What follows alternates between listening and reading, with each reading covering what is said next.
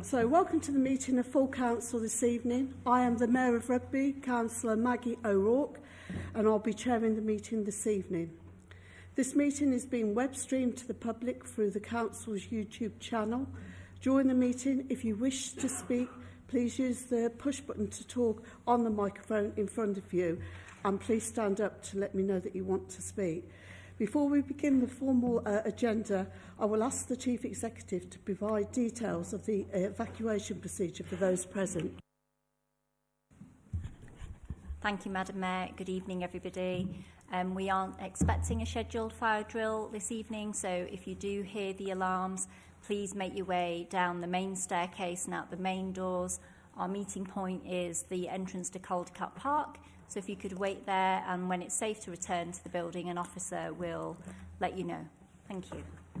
Thank you, Chief Executive. Are there any apologies for absence, Chief Executive? Madam Mayor, we have apologies this evening from Councillors Miss Dumbleton, Howard Roberts, Mrs Roberts, Mrs Timms and Councillor Dale Keeling. Thank you. So, to approve the minutes of the ordinary meeting of Council held on the 20th of September 2023. I move that the minutes of the ordinary meeting of Council held on the 20th of September be approved and adopted. Who will second the motion? I will second the motion, Madam Mayor. Those in favour, please show. Those against, please show. The motion is carried.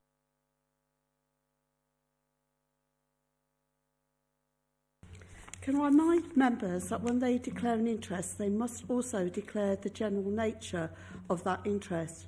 Are there any declarations under the non-pecuniary interest as defined by the Council's Code of Conduct for councillors? Thank you, Madam Mayor. Item 6A6, Lawrence Sheriff Almshouses. I am indeed a trustee of the almshouses. I'm also happy to take advice from Democratic Services who have advised that I should leave the chamber at that point. Many thanks. Exactly the same one, Madam Mayor. So, B, pecuniary interest as defined by the Council's Code of Conduct for councillors. Councillor Roodhouse and Councillor Roodhouse, sorry. Item 6, Lawrence Sheriff Almshouses. As a trustee, as I'm too heavily involved with it to stay in the chamber. And the same reason I'm chair of the trustees of the Lawrence Sheriff Almshouses. I think you all know what to do then when the item comes up. As you've been around for a little while, I don't think we need to remind you. Thank you. C. Notice under Section 106, Local Government Finance Act 1992, non-payment of community charge or council tax.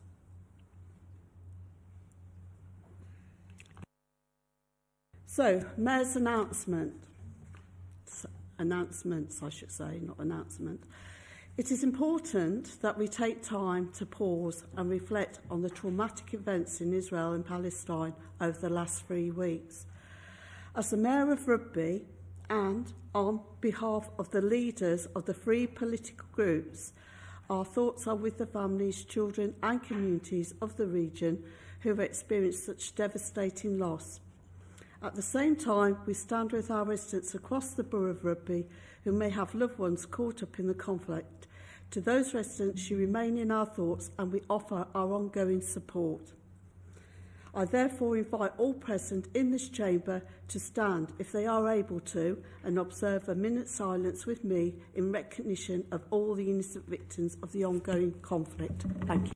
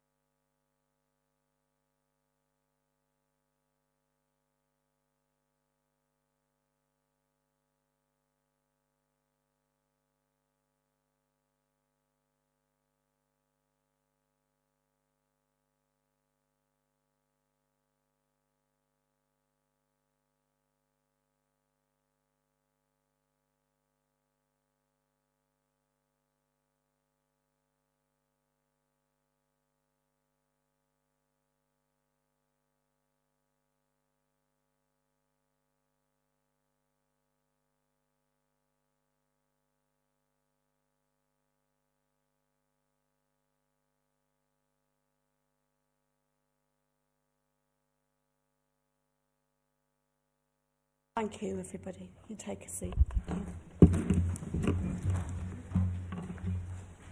Moving on.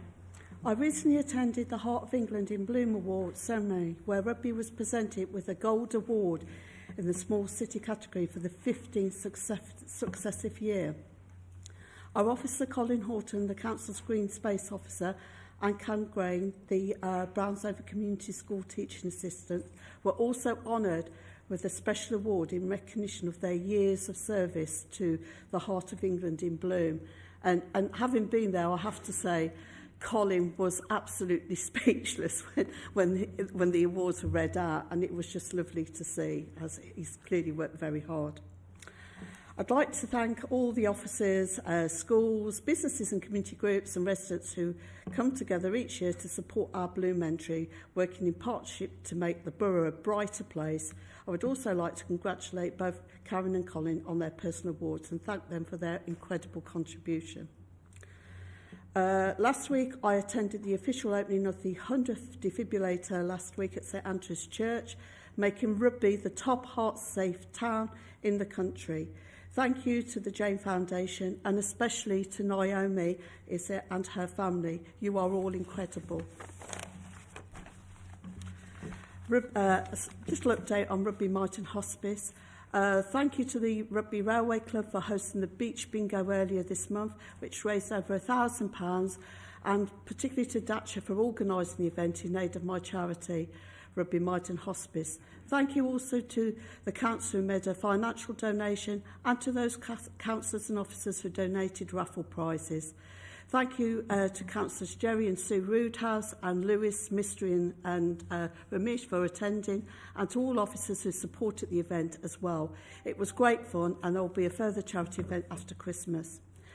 With regard to other charity fundraising events, Councillor Simon Ward, the Deputy Mayor, and the Mayor Secretary Datcher, my heart goes out to both of you.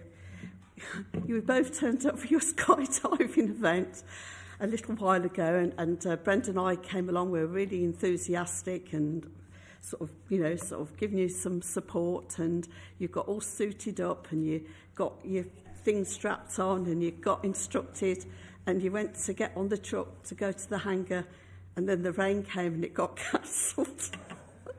But, you know, with every grey cloud comes a silver lining, and of course it will give you a lot more time to raise more money. And for those councillors that haven't already supported you, to sort of support you and Thatcher. So yes, I did really feel for you.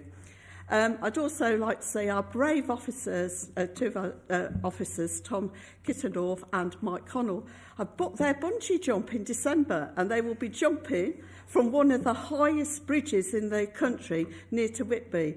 They're just giving pages on our available, and I will make sure that you all have a chance to sort of support them. The Royal British Legion launched its official Poppy Appeal for 2023 tomorrow, and this has been a major source of funding for its vital work supporting the armed forces community, serving men and women, veterans and their families. I would therefore urge everyone to join with me and wear a poppy with pride for this remembrance, which will be starting shortly. Mayor's Special Appreciation Award. I recently presented the Blood Bikers with the Mayor's Special Appreciation Award for their outstanding work. The 15 volunteers provide cover 24 hours a day, 7 days a week, with swift transport of blood samples, chemotherapy drugs and baby milk across Coventry, Warwickshire and Solihull. Thank you for all you do. It was wonderful to attend the 50 Objects exhibition at the Art Gallery and Museum recently, and I'd recommend you all to go along and have a look at it. There's some incredible stories and personal stories behind some of those objects. I'm also really delighted to be attending, this is coming in the near future, the Diwali Festival on Sunday the 5th of November in the town centre, and I know officers have been working very hard on this, along with the Deputy Leader of the Labour Group. So I thank you all for all your support and for everybody signing up to this. It will be an incredible event. I know that Isha's sort of is working with a lot of the communities, indie communities, and I believe also Rugby First have been very supportive. The event will start at 3 o'clock and there'll be traditional Indian food and snacks to buy, as well as a procession and a Diwali light switch on, plus music and dancing.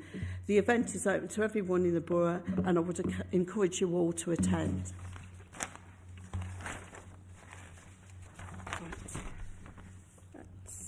That's it. So, moving on to item 5, questions pursuant to Standing Order 10. Are there any questions, Chief Executive? Madam Mayor, there's 4 questions this evening, and we will see those on the screen. They've already been circulated to everybody and are already published on the Council's website. The first question is from Councillor Miss Livesey. She submitted a question for the Leader of the Council, Councillor Paul, regarding national highways and outfalls from roads into the boroughs, rivers and waterways. Councillor Livesey, have you got a supplementary question? No, Madam Mayor. We have question B, Madam Mayor, from Councillor Moran. He submitted a question for the Leader of the Council, requesting a review and improvement of the standards of reporting for full council and other meetings. Councillor Moran, have you any supplementary question? I do, Madam Mayor, if I may. Thank you, Councillor Poole, for your response, but not quite there, respectfully. I think, on behalf of my group, and as you pointed out, the 2 councillor colleagues that attended the steering group in my absence, they did report back, and I appreciate that things have improved somewhat, but I think we can go further.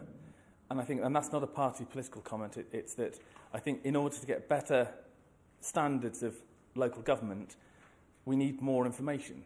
And I think, respectfully, the documents put forward in justifying some of the amounts of money that we talk about and the impact on residents' lives, they need more work.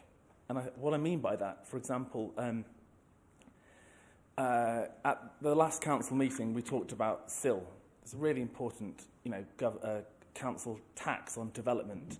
And I think the response from your side was that it appears to have been an oversight that since 2010, SIL hadn't been applied. I think if in each time developments and local plans were discussed, there was an appendix that would talk about what might be possible, we wouldn't be in a position now where we've missed out on £20 million for the benefit of the borough. Thank you, Councillor. Thank you. For the point that seemed to get a little bit into a statement, but thank you.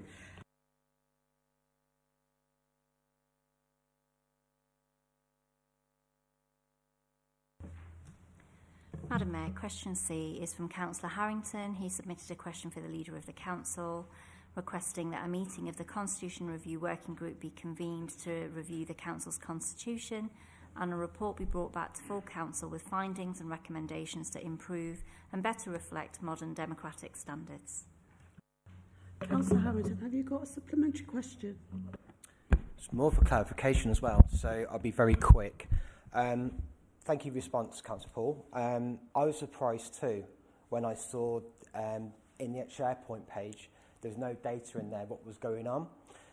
The reason I brought this question to was because I'm doing a petition at the moment, it's just finished, regarding parking permits. And if you go to Warwick, it's 500 to go to Cabinet, and it's 1,000 to go to full council. Sorry. Are you making a point of explanation? The reason the question, my supplementary question on top of that is basically there was no information in the SharePoint. That's the reason why I asked the question, because it's still got data from the last person. And then secondly, I want to try to make sure that Rugby Brough residents can have a petition which is 500 to 1,500. Okay? I'll take that as an explanation rather than a question, I think, which hopefully can be picked up out after the meeting in terms of it was an explanation as to why the question was being asked, which is covered in standing orders. Thank you, Madam Mayor. Question D is also from Councillor Harrington. He submitted a question for the Communities, Homes, Digital and Communications Portfolio Holder, Councillor Willis, regarding the Home Secretary's recent announcement of her intention to move asylum seekers out of hotels and the expected impact on housing provision, both permanent and temporary, in Rugby. Have you got some supplementary question, Councillor Hamilton? No, thank you.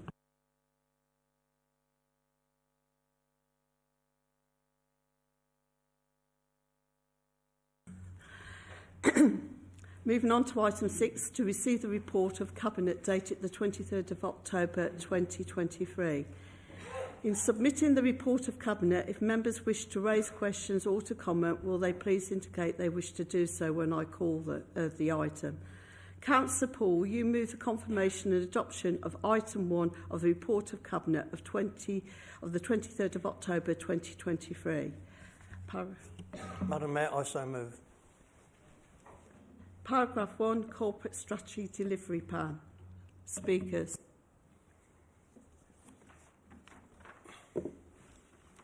Madam Mayor, thank you. Councillors, Council adopted the corporate strategy in 2021 and in doing so agreed the corporate outcomes of this council which will work towards the 4-year period. To support delivery against corporate outcomes, Cabinet worked with officers each year to compile an annual delivery plan, setting out the key projects which the council will deliver over the course of the municipal year. Following the elections in May, and to allow additional time for discussions with officers and indeed councillors of all parties, consideration of this year's plan has been delayed. With this delay in mind, and recognising the fact that the corporate strategy itself will be refreshed in 2025, the corporate strategy delivery plan before Cabinet, which was Cabinet on the 23rd, before Council this evening, is proposed to cover an 18-month period. Within this timeframe, there will be new challenges and opportunities which Council must remain agile enough to act upon. Therefore, the delivery plan will remain a live document, which can be updated as and when the need arises. Madam Mayor, the delivery plan before us this evening reflects a highly ambitious agenda, but one which will be delivered utilising a renewed project management framework which has recently been put in place. By agreeing this delivery plan, Cabinet will be setting out a clear agenda for the Council to deliver over the next 18 months and will ensure that the Council continues to deliver for the residents, the businesses and the communities of Rugby Brough, Madam Mayor. Thank you. Councillor Woodhouse. Thank you, Madam Mayor. I think I've moved an amendment which has been circulated around and everybody has seen that. So I'm moving that amendment now. And I have a seconder. Who seconded the motion? I second the motion, Madam Mayor, and I reserve my right to speak. Thank you. And I'll speak to it now. Councillor Paul, the leader, is quite correct. When he published it, he asked all parties to engage in the process if they wish to do so. We had a discussion in our group, and I'd like to thank my group members for saying that they wanted to look at this in further detail and engage in some of those discussions. And that's what's come out tonight in the way of an amendment through that process. I know the Deputy Chief Executive's not here tonight. He's probably resting from everything that's been going on. But he helped as well in the shaping of that. And in doing so, we felt that the original proposals that were coming through needed to be sharper in certain places, and they need to take on some openness, certainly around customer engagement and particular elements within that as well. And that's the reason why we brought those items forward. Quite clearly, there's been some discussions which have gone on, and I hope the Conservative group there will take our amendment on board. And in doing so, that as actually the policies start to be developed, we want to be sitting alongside some of those portfolio holders to make sure that actually they are delivered on time and within budget at the same time. So I move our amendment, Madam Mayor. Madam Mayor, a Conservative group are willing to accept that as a friendly amendment. Thank you. Any more speakers? The Labour group equally welcomes the Liberal Democrat amendment. As a Labour group, we have not participated and will not participate to year 3 of a 3-year Conservative plan. As a point of principle, I think there's a misnomer about what no overall control means. With a corporate plan, we would start in a different place and we most certainly would finish with a different set of outcomes. So we won't contribute to that. However, what is sorely lacking generally is a set of targets, and so the whole set of key performance indicators that the Liberal Democrats have put forward are to be welcomed. Thank you.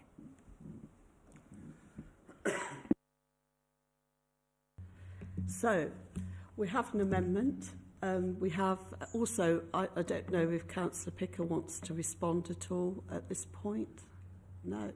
Yes? No? Okay, that's fine. Okay, so I'm going to first of all move the amendment to a vote. So can all of those in favour please show for the amendment? All those against please show. I believe that's unanimous and the amendment's carried. Okay. Right, moving on. So the next item on the agenda is for Councillor Picker. Will you move the confirmation and the adoption of item 2 of the report of Cabinet of the 23rd of October 2023? And it's paragraph 2, local plan issues and options. Madam Mayor, Consultation. I so move. Speakers? I think, Madam Mayor, you'll probably be hearing quite enough from me this evening. So I know that everyone will have had the opportunity to look over and consider the proposal before us this evening. However, before I speak to the proposals in detail, I do just want to do a little bit of personal reflection, because I introduced this item in December of last year, and I fully acknowledge and I take full responsibility for the fact that it wasn't introduced in the most effective way, or the way it should have been. However, I do like to think that we can learn from mistakes, and since the item was introduced, we've paused, we've reflected, and we've conducted detailed discussions within the council about the way to move forward. We've heard from experts and invited them in, and all councillors were invited to a meeting of Planning Services Working Party in July. And through the Planning Services Working Party, members of all groups have been involved in the drafting of this document. However, members paying attention might note that whilst I said it wasn't introduced in the best way, I don't believe that I was wrong to do so. I think it is important that we proceed, and I think the existence of an amendment later this evening might even support that position. I want to be clear why. Rugby's current local plan was adopted in June 2019, and we're required to review it within 5 years of its adoption. That's next year.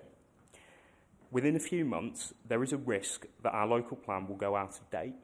I do not want that to happen, and I don't think our residents would thank us if it did so. So we asked a number of experts to come in, and I do just want to thank officers both in the Growth and Investment team and in Democratic Services in putting that meeting together. I know it took an enormous amount of work to do so. The options that were presented, there were a number of them, including proceeding with this route, doing a partial review, or indeed doing nothing at all. And the overwhelming response we had from the experts and from the legal advice we had is that we should move forwards, but we should do so flexibly and dynamically to make sure that we can respond to anything that might happen outside of this chamber. That's also the advice of the government and of the government's chief planner, and indeed every one of our neighbouring local authorities is pursuing some form of review at the moment, so we are hardly alone in this process. And I think the thing that I want to sort of focus on is that we all know in this chamber that our existing local plan has a few problems, it has a few issues, it has some gaps in policy, and of course we have moved forward with things such as a climate emergency, and COVID has completely changed the way that things happen. So we do need to move forwards, and we do need to move forwards and introduce the right policies. I've already spoken at other times about the climate emergency that we've declared, the need to adopt sustainable policies, and I think that's a cross-party consensus. We need to introduce new policies in other areas. I know that there's some suggestions that we could introduce things like an Article 4 directive, and the problem that I have with that, and I'm willing to look further at it again through planning services, is without a policy that sets out some of those problems, it may not have the effect that we hope it would. And what I don't want to do is introduce policies that we can't then back up and don't actually address the problems when there are real steps that we can take in order to bring things forward. Finally, irrespective of all else, if we did a partial review or if we did nothing, our local plan will expire in 2031. So if we don't do anything, then we won't be able to control the planning process, and indeed some of the evidence that our existing local plan was based on is now out of date. We have things like the Coventry and Warwickshire Hedna and the census, which are now the most up-to-date pieces of information. So on things like employment land in particular, we may not be able to use the policies in our current local plan in order to deliver the development that we all want to see. So I do think that we need to move forwards. On the issue of a partial review of the local plan, which I think was the proposal in December of last year, for the reasons I've just set out relating to the end date of the local plan, a partial review can't change that. So we would run the risk of doing an awful lot of work, still ending up with policies that weren't sufficient for what we want to do, and then we would have to start the entire process again in a couple of years in order to meet the end date of 2031. I'm sorry, it's a false economy. It's not going to work. So for that reason, I think we need to move forward with a full review of the local plan, starting with this issues and options paper this evening. And that's not just my view, that's the majority view of Planning Services Working Party. That's the recommendation. Finally, I do just want to be clear what we're debating this evening. We're not debating the detailed policies. We're not debating the exact forms. We're not debating site allocations.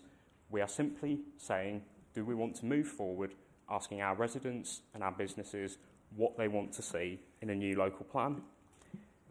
I think the issues and options paper that we've put together collectively reflects the interests and the views of all parties, and I do want to thank all members of Planning Services Working Party and the officers involved for the immense amount of work that has gone into making sure that the issues and options paper reflects both the challenges we face and the aspirations that we all have. Because at the end of the day, what this is about is enabling us to attract new businesses, to provide the right development land, to make sure that the housing we're providing is of good standard, and to make sure that the policies we have with relation to sustainable development are ambitious and far-reaching. I want to go beyond national policy. I think there are great opportunities here, so that is why I will be supporting the motion this evening. So thank you very much, Madam Mayor. Good timing. Spot on the 5 minutes. Well done. I believe there's an amendment. Yes, Madam Mayor, we have an amendment, if I could speak. Councillor Picker, I do... Is there a seconder? Sorry. Can I second or reserve my right to Okay, speak? thanks. Sorry, Councillor Picker, I do enjoy these debates. But I'll put away my notes, just to respond to directly what you said. I do remember your dalliance on the fence in December 22. Because of pending political uncertainty, it therefore stands to logic that if we're now in nearly November 23, we're even further into the midst of political uncertainty. So the idea that we'd carry on, I don't think makes sense. But look, I'm delighted to propose this amendment. And I do so because I think there's been some difference of opinions. And I think, in first terms, the local plan as it is not in a bad state. This talk of 2031, it's going to be doom and gloom. Michael Gove, who some may think more of than others, has said very clearly there will be a new national planning policy framework. So it's going to change with the Conservatives. It's going to change under Labour, and I dare say it will change under the Liberal Democrats as well. It will change. Therefore, talking of 2031 is ridiculous. But Equally, the current local plan, if you proceed with the local plan process, we're going to get stuck for years in the long grass. And so the amendment seeks to do something positive. We're all here to do something positive for residents, do something positive on an interim basis.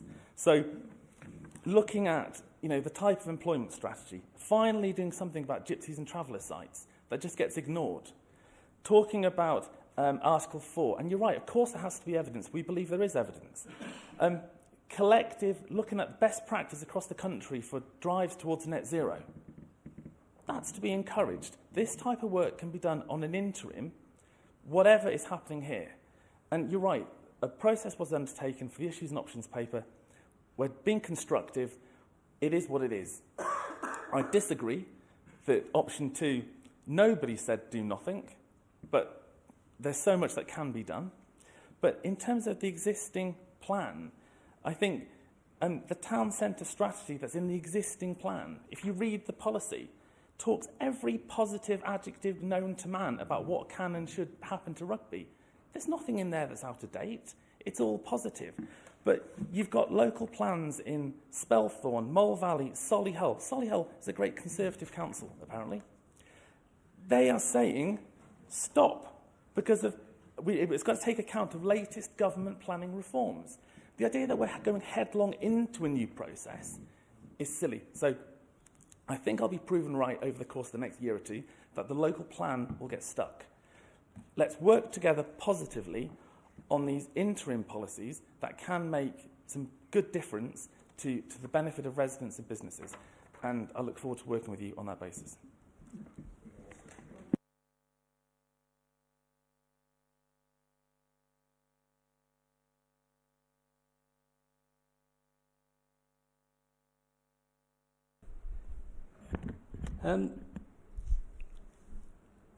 Thank you, Madam Mayor. Here we are again, local plan. Some of you may recognise the quote from a certain Prime Minister, Harold Macmillan. When he was asked what the greatest challenge for a statement was, he replied, "Events, dear boy, events." Experience tells me that if you look at the landscape's been changing, especially in local government, and it will change again, quite clearly. Local government is always at the mercy of a national government. And that's why collectively the Local Government Association was formed, the District Council Network, the County Council Network and other lobbying bodies. That's why they came together, to push back at government and to actually take that message back to them. Some of you may have heard of the Levelling Up and Regeneration Bill. Councillor Moran talked about a certain Mr Gove. October the 17th, I believe, dealt with all the final amendments. Councillor Picker will confirm, I'm sure. Well, there was a one or two, wasn't there, about virtual meetings and things, but hey. So that now is on its way to royal assent. And it won't be in the King's Speech, doesn't need to be, so it will get royal assent. And then the proposals on implementation and plan-making reforms, and those sort of things, are underway.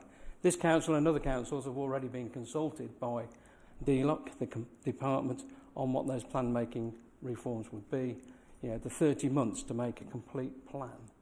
To do a complete local plan, you'll be given 30 months, and you'll have to get through certain gateways on that road.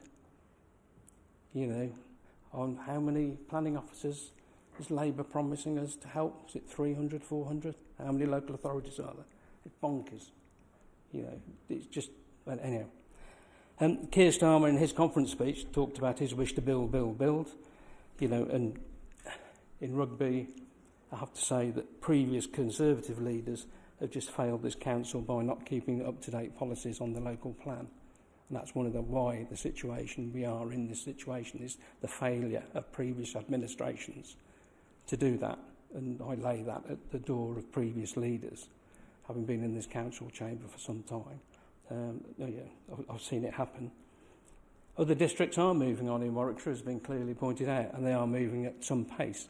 I was speaking to a colleague in Stratford-on-Avon about the work they're doing, and also in Warwick District. So events, my dear boy, events. The landscape is changing, and we do need to carry on. The amendment that's been brought forward tonight has been negotiated, and it's been discussed at some length. And again, if the Deputy Chief Executive was here, I'd say thank you very much for some of his wordsmithing help in doing that. Because this council chamber is at its strongest, I suggest, when we all pull together, rowing that boat in the same direction. This amendment does that. Doesn't suit everybody, and I know some people will say, I don't want to really row down that direction. But I think there's enough wiggle room to actually pull in the same direction and to go down in that direction. And for that reason only, and for the borough and for the residents, I think we ought to pull together to actually go down there and support the amendment. Thank you, Madam Mayor.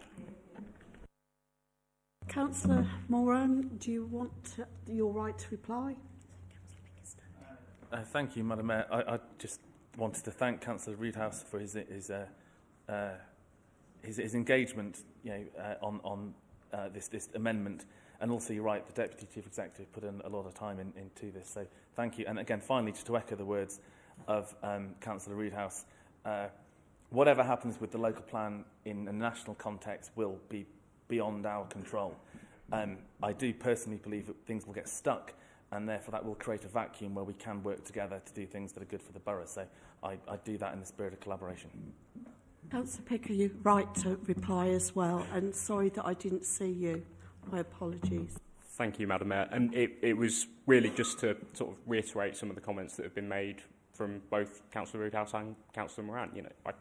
I think Planning Services Working Party has done a really good job over the past few months of getting us to this stage. I want to see more of that collaborative working. I'm happy to accept this as a friendly amendment in the spirit that it's been introduced. I think Councillor Moran and I will perhaps have our difference of opinion on when the timing is right to do something like this, because the timing is never right to do something like this. I might not have been involved in this chamber for as long as one or two others, but I have been involved in one form or another in politics essentially my entire national life, and I have never known any period of stability, and I don't think the people before me knew any period of stability. As Councillor Roodhouse said, events live by events.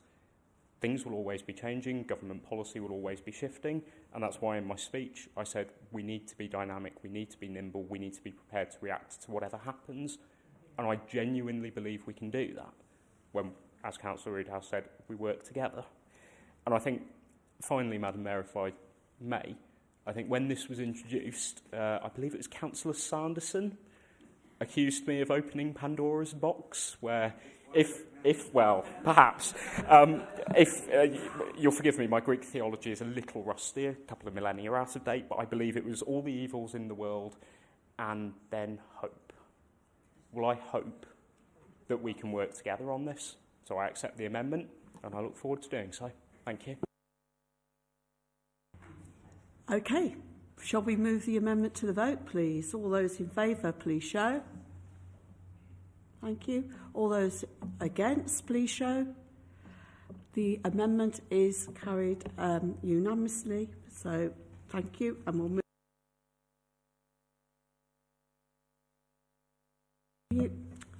Will you move the confirmation adoption of item 3 of the report of Cabinet of the 23rd of October 2023? Paragraph 3, creation of the Economic Development Officer's post. Madam Mayor, I so move. Okay. Speakers?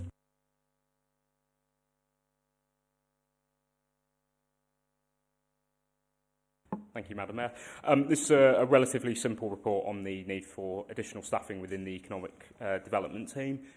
Councillors will note from the report that the role had previously been advertised as a fixed-term post, and recruitment on that occasion was unsuccessful, and part of the feedback that we gathered from that process was that because of the competitive nature of this type of role, a fixed position was unattractive to the calibre of candidate that we really need to attract to this council in order to deliver on some of the ambition, particularly on the town centre regeneration and the development of an economic strategy. The focus on the role would be with engagement with local businesses, especially in the town centre, and partners such as the Growth Hub, Chamber of Commerce and Federation of Small Businesses, and a focus on attracting inward investment into the borough through a variety of different sources. Fundamentally, the aspirations that I think we all share can only be delivered through the appropriate resourcing.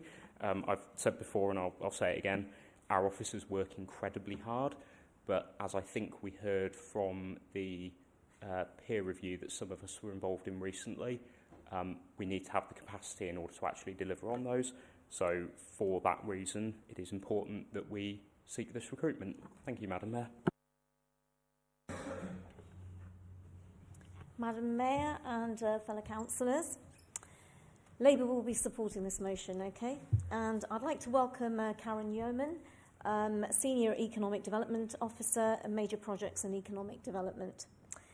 I very much look forward to finding out about the data you've gathered and your evidence so far. I'm somewhat amazed, though, about how long it's taken to establish an economic development role. When Rugby is already facing a number of economic challenges, the objectives so far set out lack clarity and rather vague, and together and targeting hasn't targeted and set deliverables. So am I right in saying that we've waited until now to conduct data gathering and scoping work? Yet again, a case of too little, too late. What we are acutely aware of are the day-to-day challenges businesses are facing and the increasing number of families in Rugby experiencing hardship and children affected by poverty. We want to create a thriving economy in Rugby with access to opportunities for all, an inclusive economic strategy that presents a clear vision with clear deliverables from the outset. I want you to think for a second about the 7,394 emergency food parcels provided to people facing hardship by Rugby Food Bank in the last 12 months. That's a 34% increase in the number of food parcels due to the cost of living crisis. Businesses, including independents in Rugby, are challenged by tight margins, technology costs, increasing utility bills, inflation, cost of living, skills shortages, and staff retention, Brexit, and a dramatic reduction in consumer spending. Workers are struggling, including public sector. We've seen waves of strikes action across the country and in Rugby as pay rises fall to keep up with inflation, with workers under more pressure to perform, impacting mental health and well-being. What we are witnessing across the country is a downward spiral in our quality of life. We must be acutely aware of these challenges if we are to develop an effective economic strategy that includes growth and inclusivity. On the upside, the borough's economy has grown by some 30% since 2009, faster than the national average, so there are opportunities to encourage more growth, attract new business, enable startups and diversify the local economy, encourage the development of a wide range of industries to reduce reliance on a single sector. This can help stabilise the local economy and provide employment opportunities for a broader range of skill sets. Rugby is considered to be in the golden logistics triangle with a high number of logistics and warehousing facilities. We could seek to leverage that for societal uplift. Post-pandemic, we learnt that building resilience for growth is critical to creating a thriving local economy. But to do that, we must build partnerships with businesses and civil society organisations and ensure we develop two-way interaction, encouraging social responsibility and tackle poverty and marginalisation. As a borough, we should also look at encouraging pluralism, which inevitably will generate growth, enrichment and societal cohesion. We should encourage technology and climate change business opportunities, building partnerships to encourage innovation. So in support of the motion, we propose that Rugby's economic strategy should be comprehensive with an action plan that focuses on specific delivery areas that will make a difference, should be inclusive to create a balanced and local economy to drive positive change, open up opportunities in business and social development. And Karen, I would appreciate it if you could share a summary of the key data, the key economic data that you have compiled to Rugby, and also the key areas to further consideration. Any other speakers? Can I call Councillor Picker to reply? Thank you very much, Madam Mayor, and I'm pleased that you'll be supporting the motion and the need for this additional investment. I fear that some of the issues that you raised, whilst incredibly important, might be outside of the scope of the Economic Development Officer. Just on the issues you raised regarding the economic strategy, we are currently in the process of putting together a scoping group to have a look at the evidence that you've been referring to.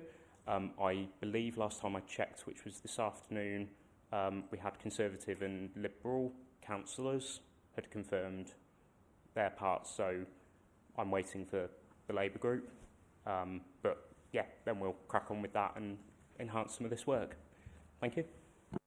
Thank you. Councillor Picker, you're up again. Will you move the confirmation and adoption of item 4 of the report of Cabinet of the 23rd of October 2023? Paragraph 4, UK Shared Prosperity Fund, year to spend. Madam Mayor, I so move. Can I call speakers, please? Councillor Robinson. Hello, hi. Back in July, I spoke in the Chamber about the UK SPF fund and how I was concerned that I felt that we should be prioritising levelling up within the borough, and that funds should be, there should be mechanisms to target the money where it was most needed, and that we should also be looking to back projects that would have some legacy and some outcomes beyond the lifespan of the funding itself. I'm really pleased to report that as a member now of that working group that message has been understood by the officers and by my colleagues across the chamber, and that there is an in principle agreement to work towards that, which is fantastic, and that's kind of my reason for wanting me to be part of that group. However, I have got some reservations about the practicalities about actually making that happen in the context of how the funding is being released from central government, the timelines and the pressures that quite a small team are under. So this kind of, my feedback just links into the previous report in saying really that I think what my experience, and it's very new, I was only elected in May, so far tells me is that we really do need to invest in this small team and have a really strong economic vision for our town, and be ready with an aspirational plan for growth so that when funding opportunities come our way, we're on the front foot rather than the back foot. And that is all that I would reflect on the paper at the moment. Thank you. Councillor Picker. Thank you, Madam Mayor. Sorry, me or? Yep, it's fine. So the report sets out the second phase of the funding for Year 2 UK Shared Prosperity funding. And again, I'd just like to echo the comments from Councillor Robinson. I think the local partnership group is working well alongside councillors, officers and the wider community. I would wholeheartedly agree with the comments about making sure that we need to get this funding out appropriately. Members will note from the report that there are a couple of schemes that are ready to be delivered at pace around St Andrew's Gardens, Newbold Quarry and Caldecott Park to make adjustments and improvements to those sites, which should have a long-term impact in terms of delivering for reducing antisocial behaviour and improving accessibility to those areas, which I think we would all agree is incredibly important. The comments regarding making sure that we get the funding out, members might have noticed there is a very slight tweak to the scheme of delegation. Part of that is to make sure that we can get that funding out, but again, the local partnership group will work alongside officers, including Karen Yeomans, who was referred to earlier, and the Chief Officer for Growth and Investment, to make sure that as bids come in for the grant funding that we approved in July, that funding can then be released quickly. We can get that money out the door and then we can look ahead to Year 3 spending. And I will once again reiterate my comments in July that if there are ideas that will go beyond the lifespan of this funding and provide some real tangible benefits for the community, please do engage with myself, with the officers, bring those ideas forward, and if they are something that we're able to deliver, we will certainly do so. Thank you, Madam Mayor. Councillor Sampson and Councillor Mistry. Thank you, Madam Mayor. Yeah, I would agree with Councillor Robinson. The time frame is extremely tight to pull the bids together and bring things forward. I think the proposals that are coming, which you're agreeing tonight, are a good start. But in year 3, of course, we also want to bring the business community in with us and have them represented within the partnership. Because I'd like to hear the suggestions that are coming from business and from the local community, not just a committee of councillors and officers. So I think that's the important element that we will certainly have in year 3. Councillor Mystery. Thank you, Madam Mayor. Just want to ask the portfolio holder, just light-hearted question under the revenue for year 2. What is Christmas brick tour? £25,000. Speakers, and I can't see anybody else indicating, I will ask Councillor Picker to reply. Thank you. I believe, just to go straight back to Councillor Mystery, I believe it is in the report, but we did something very similar last year, so it's involving items around the town centre built out of Lego as part of the boosting footfall. I think they are possibly more popular with people who aren't me, so I can't really comment on exactly. I'm not the target audience for them, so you will have to draw your own conclusions on that one. I appreciate that. No, I think it was incredibly popular last year, and I'm sure it will be popular again this year, but it's about giving people a reason to come into the town centre, which is something that we all support. In terms of the comments made by Councillor Sanson, I agree.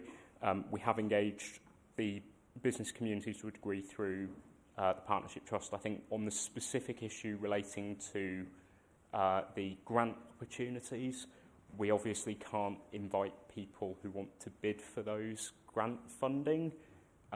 So it is a little bit complex in order to, make sure that that grant funding is properly administered.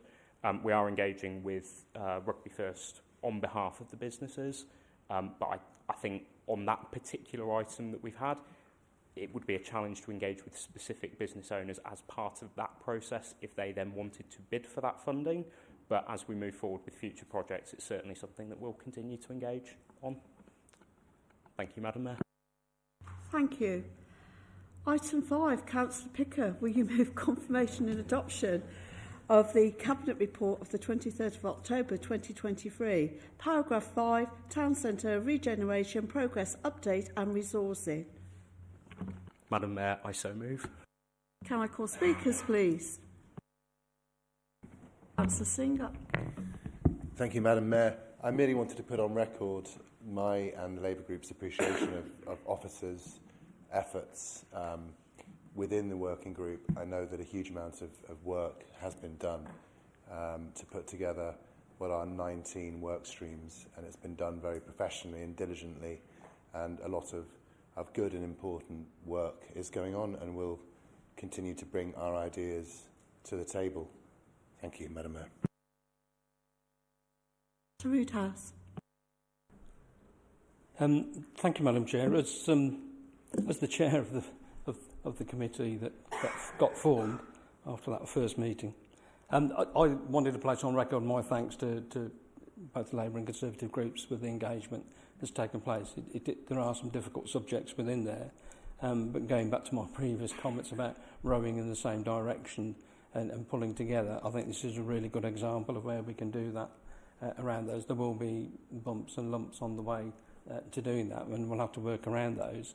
I'd also want to place on record my thanks to the officers, who I know some of them are probably on a learning curve around this subject with elected members as well, and about, because we're a weird bunch, aren't we, really? Yeah, we call for more information and all this sort of stuff, but to make decisions.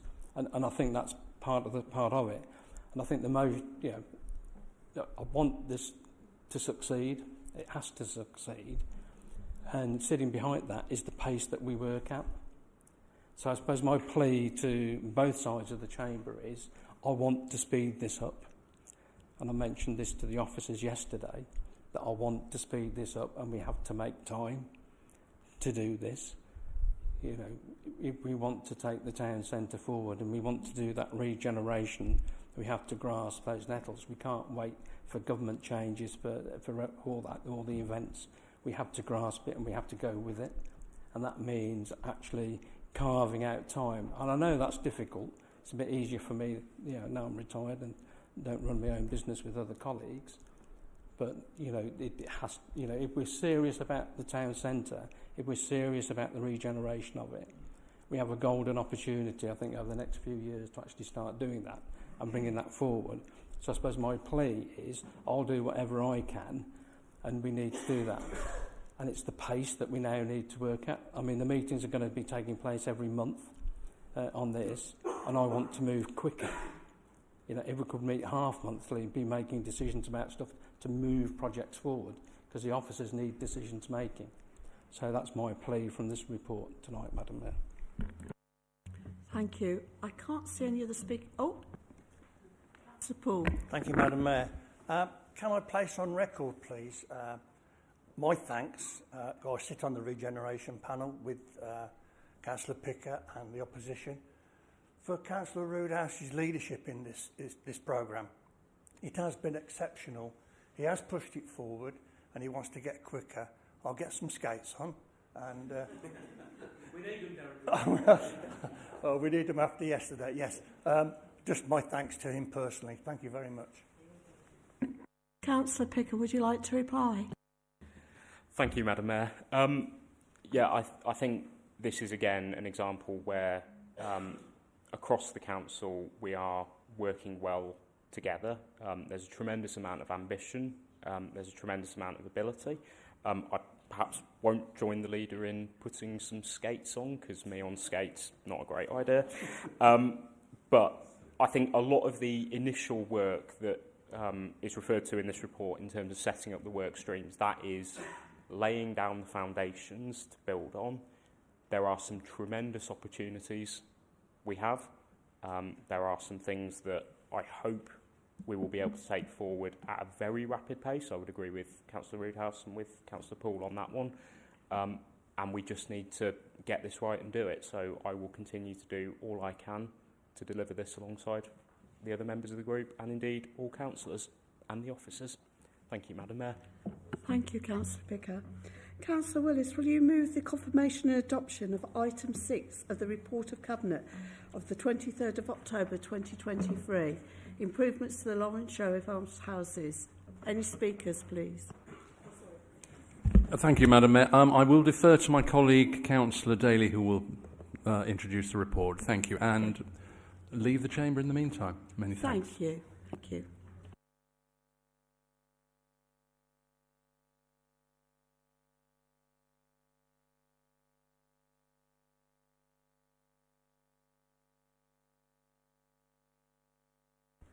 On behalf of Councillor Willis, I so move. Speakers. Thank you, Madam Mayor. Heritage of the borough remains strongly influenced by Lawrence Sheriff more than 450 years after his death. Sheriff left funding to establish both Rugby School and the Lawrence Sheriff Arms Houses, the latter of which remains a valued source of affordable homes for its intended beneficiaries. When the previous properties were destroyed, 11 bungalows were rebuilt in the 1960s in a new and sustainable location, currently on Rugby's gyratory system. Properties are now in need of urgent refurbishment at a cost of approximately £880,000 to make them fit for purpose for the next 30 years. For example, the current energy performance certificates are rated E, and to remain lettable need to achieve a minimum of C rating from 2025, a requirement for all private rented properties.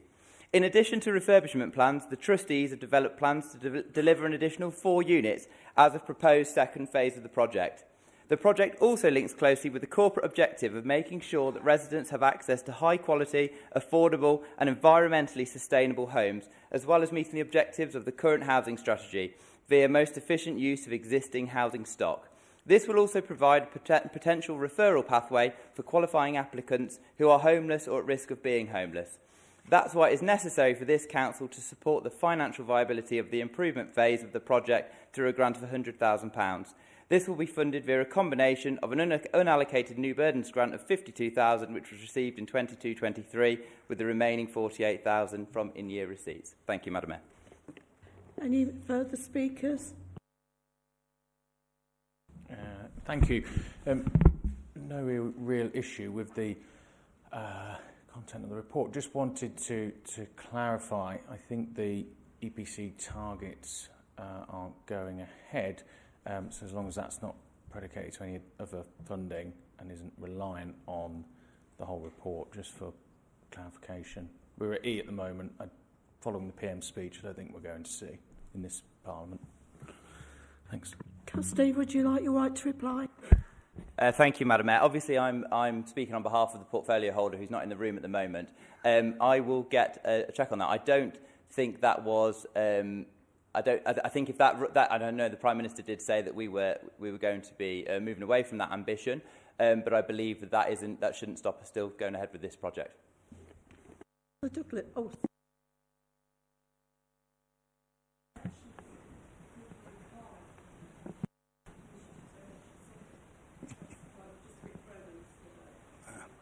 For a reply, because I'd asked if there was anybody else, so I'm sorry, you missed out. I have to be strict with everybody, sorry. Can I ask Councillor Douglas to invite the speakers back, the people that the councillors back in, please?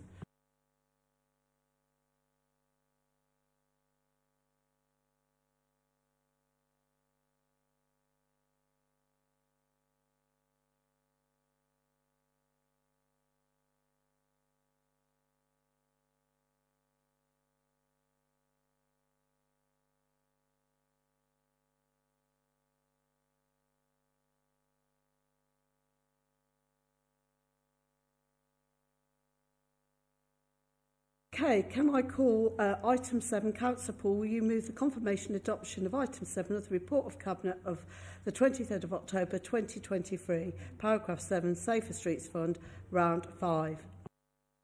Madam Mayor, I so move. Speakers, please. Thank you, Madam Mayor. Rugby Brough Council has worked with partners from the Office of the Police and Crime Commissioner, Warwickshire County Council, to apply for funding from the Home Office under the Safer Streets 5 grant scheme. The Home Office have not yet announced that the bid has been successful, but in order for the Council to implement the interventions within the timescales, they have set it as important that when the approval is announced, the signing of the funding agreement and capital spend. If approved by the Home Office, the funding will provide a required upgrade for the CCTV network in Rugby and additional CCTV cameras in and around Millennium Green in Benward. Additionally, there will be an upgrade to the town centre help points, improved lighting in Millennium Green, and funding to help establish a community group around the Millennium Green public gardens. The funding will require partnership working from Rugby First, implement vital upgrades to the town centre CCT network, and ensure it can continue to provide sufficient coverage, provide an important deterrent to prevent crime, and provide a vital evidence source for crime detection. This bid has been supported by Warwickshire Police. Additionally, this will allow for an extension of the network and upgrades to the help points in the town centre. Overall, the funding will help maintain and improve public safety in and around Rugby and help with the increase in feeling safety from residents, support objectives in reducing incidents of violence against women and girls. With regard to knife crime, this has been discussed last week at the Priority Action Group, which is the police and the CSP manager and the serious crime team. And I can say that there will be a knife amnesty in the next few months in Rugby.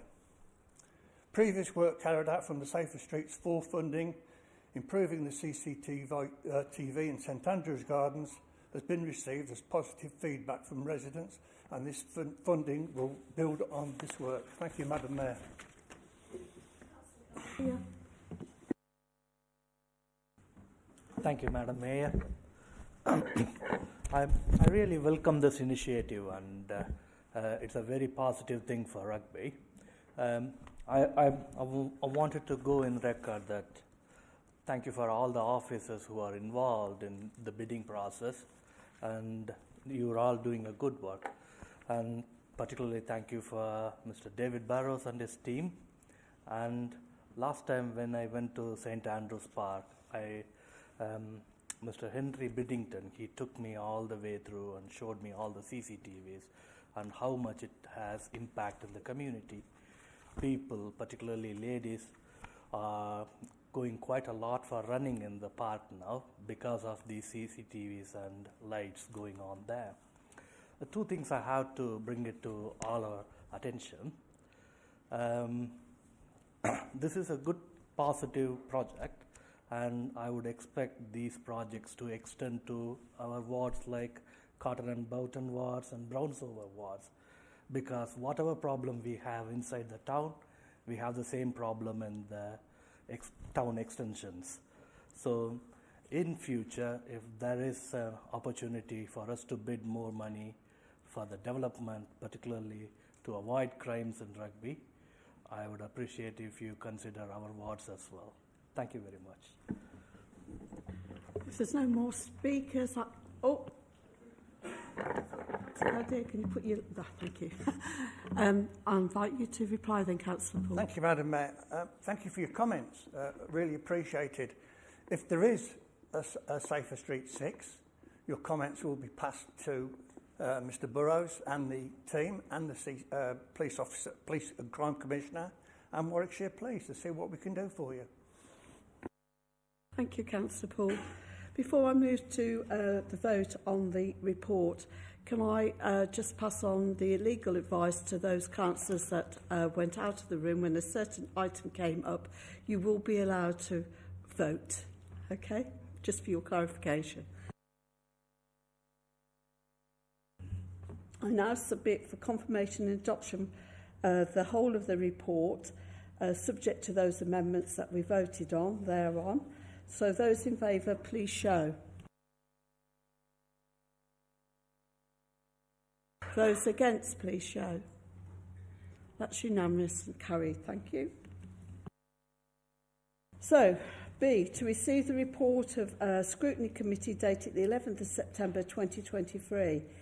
In submitting the report to Scrutiny Committee, if members wish to raise questions or to comment, will they please indicate they wish to do so when I call the item? Councillor Paul, will you move the confirmation and adoption of item 1 of the report of Scrutiny Committee of the 11th of September 2023? Madam Mayor, I so move. Paragraph 1, Overview and Scrutiny Annual Report. Speakers, please. Councillor Sanderson. Thank you, Madam Mayor. The annual scrutiny report was like reading the last will and testament of a member of the deceased. Did you know that I'm the only remaining former chair of scrutiny? All the rest are no longer on this authority. But putting that aside, I mean, when you go through the report, what can you say about it? It's not very dynamic. It doesn't give you a good way forward. I would strongly recommend to the members of Overview and Scrutiny that you should be physicians and look to heal yourself. I would strongly suggest, you carry out a review of Overview and Scrutiny, possibly when those involved with constitutional matters are on their holiday, perhaps, and look at how you can improve Overview and Scrutiny. When myself and Councillor Edwards looked at scrutiny some years ago, it was clear that it was just going through a process. It wasn't actually achieving a great deal. For example, one of the things we looked at is whether we ought to do biannual reviews of portfolios rather than just trying to get those blessed meetings set up with portfolio holders. For example, that would mean that you actually doing things in a constructive and continuous manner, rather than what happens at the moment is you wait for motions to come to council and then you go off and look to see whether you can or can't do something. So what I would say is, physicians, heal yourself, set up your own review, or we can bring a motion forward to make that review happen, and let's see if we can make overview and scrutiny what it could be. That at the moment, it completely lacks any capacity. The poor old line managers are just about hanging in there by a thread. And there's no scrutiny officer driving it forward. And that is so unusual for any scrutiny process. So I would say, physicians, heal yourself, and let's come back with, let's see if we can actually make scrutiny work on this authority. Councillor Mystery. Madam Mayor, just for the record, I should have moved that item, yeah? So, being the scrutiny chair, so, sorry, Councillor Paul. I hear what Councillor Sanderson's saying, and this very moment, this morning, I was speaking to Aftab, and we just recognized some of the things that have been raised about the lack of officer support and also scrutiny officers, which was recognized in the peer review. So we are trying to address it, and I'm as much frustrated that we are relying on officers who are doing multitasking and trying to resource, and it's very difficult to do what we want to do. And I go back a long time, when I was chairing one of the scrutiny panel, and we had 3 officers at the time who were full-time dedicated to scrutiny, Madam Mayor. And so hopefully, coming in the next 12 months, that we address some of it, but we won't address some of the issues that are sitting on the agenda simply because we just don't have that capacity at the moment to deal with it. So I am as frustrated as anybody in this chamber and trying to address that, yeah. Thank you, Madam Mayor. Councillor Roodhouse. Thank you, Madam Mayor. I think the recent peer review report, the feedback actually gave some of these comments about capacity and the rest of it within the scrutiny process. So I look forward to the action plan that now follows from that peer review and actually how we address that. But it wasn't quite that I was getting up to speak about. I was wondering how I was going to work this bit back into it, and it's through scrutiny. And the working parties and planning services working party and a number of standing groups that we have normally have terms of reference. And I looked at the planning working services party. They were last reviewed in 2012. So I think through scrutiny and the rest of it, can we please update and make sure that the terms of reference for all working groups are well up to date to reflect also the political balance on the local authority and where we're going and how we're handling that as well. I think 2012 was quite a long time ago. Well, that was the one that sent to me. There might be a more modern version. I don't know. But, so that's how I wanted to work this in via scrutiny. All right, Mr Chairman. Madam Mayor, do I have a right to reply? I was just going to say, if you just let me clarify, my apologies, Councillor Mystery. As chair, you should have been called to move the report. So my sincere apologies. So, Councillor Paul, you won't get a right to reply. Madam Mayor, I wasn't going to reply. I was just going to say I've been scrutinised by the councillor opposite in the last couple of months. Okay, Councillor Mystery, you have a right to reply. Yeah, just pick up on Councillor Roodhouse's comment. Absolutely right. We have discussed this earlier today about.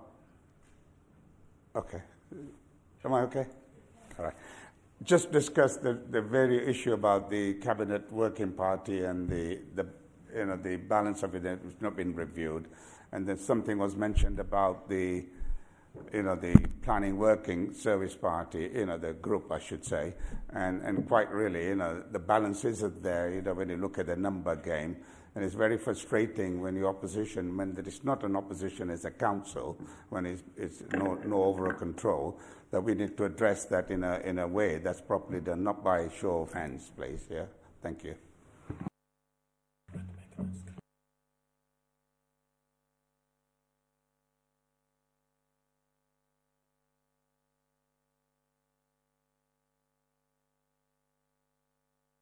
Can I move that item to the vote, please? All those in favour, please show. Thank you. All those against? It's carried. Thank you.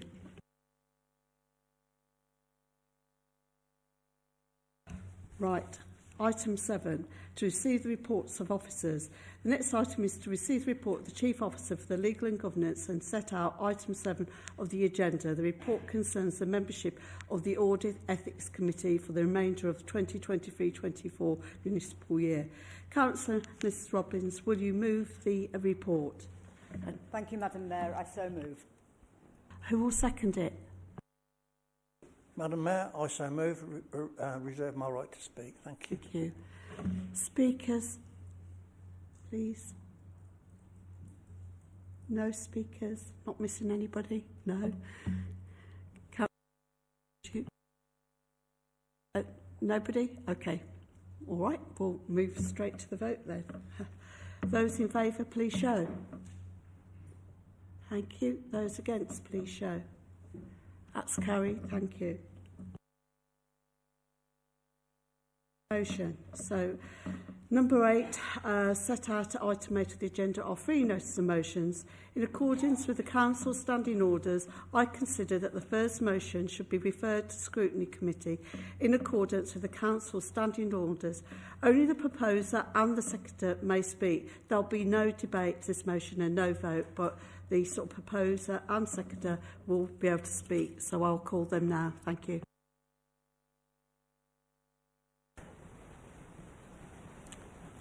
Thank you, Madam Mayor. Can I propose the motion before members on Understanding Order 11? Do I have a seconder? Madam Mayor, I'll second and reserve my right to speak. Thank you. Thank you, Madam. Really, why this has come about, it's I had hoped to make an amendment to the community safety report that you have before you, but I was advised I couldn't actually amend that report. And if we wanted to look at a knife amnesty and the issues around it, it had to be a motion to council. So that's why it's now in front of you. Why are we looking at a knife amnesty? Well, I've been talking to both Henry and David and Sally Bunyard from the police. Was you may remember we did a very successful community safety event at the Pleasance. At that meet, and the leader of the council was there as well, as did other members turn up as the day went on. What was interesting is one of the rangers showed us some photographs of things that had been found whilst they were getting the areas ready. And there were 2 combat knives like that were found. They are Rambo knives. They only have one purpose in life: kill, maim, or disfigure. They have no other purpose in life. And that caused me some concerns. Within days of those knives being found, there was an incident on Church Street where someone was actually slashed. And I thought, well, this is getting a bit too much of a coincidence now. Where should we go from here?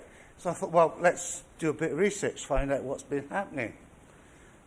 And then I looked at the arrests and convictions for knife-related or violent crime within the borough.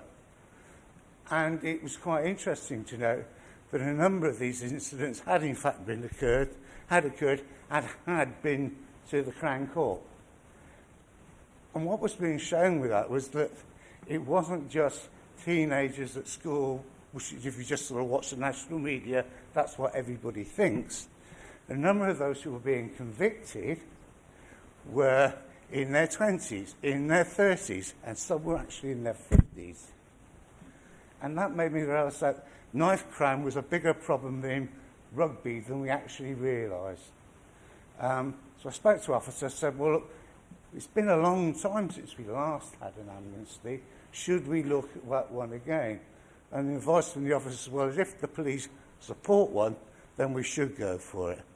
I'm most thankful for the help I got from Sally Bunyard for the SNT team, who provided quite a lot of background information.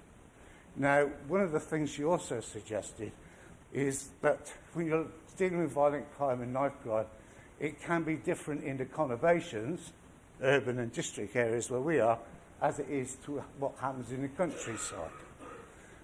So what she suggested is that we ought to have a member conversation with the police in this chamber, and then look to see whether we can get some conversations with the parish councillors out there in the countryside, where they were dealing with quite different problems. So that's what she recommended. Now, our process says this must go through scrutiny. It can't just go directly to Community Safety Partnership.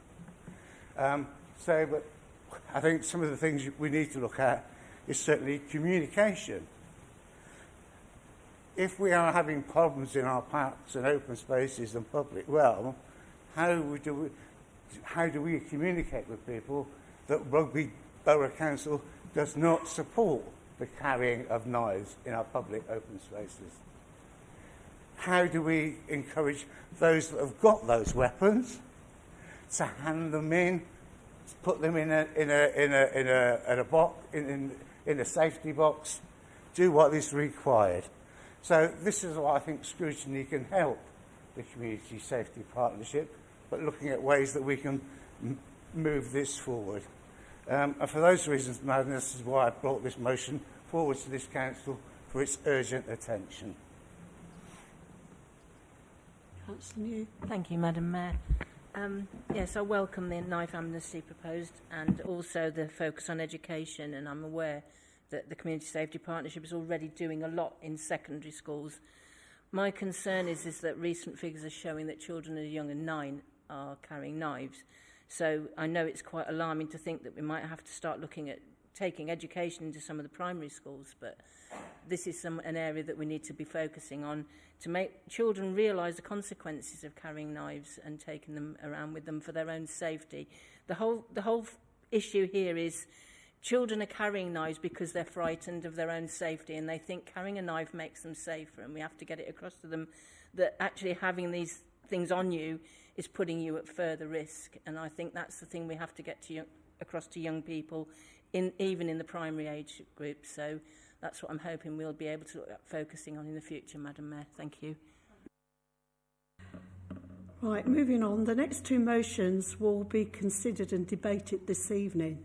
So the first one, Councillor Slinger, will you please move the motion set out at item 8B of the agenda, notice which has been given under the Standing Orders 11. Thank you, Madam Mayor. I am proposing this motion to address the following issues. Councillor, sorry, Sure. Could I have a seconder, please? Yep. I second the motion. Thank you, Councillor, and thank you, Madam Mayor. So I'm proposing this motion to address the following issues. The feeling that we probably have all heard from residents that investment in infrastructure has stagnated while the size of the population has grown and there's been a proliferation of housing developments across the borough, and also the effect of cuts on infrastructure provision.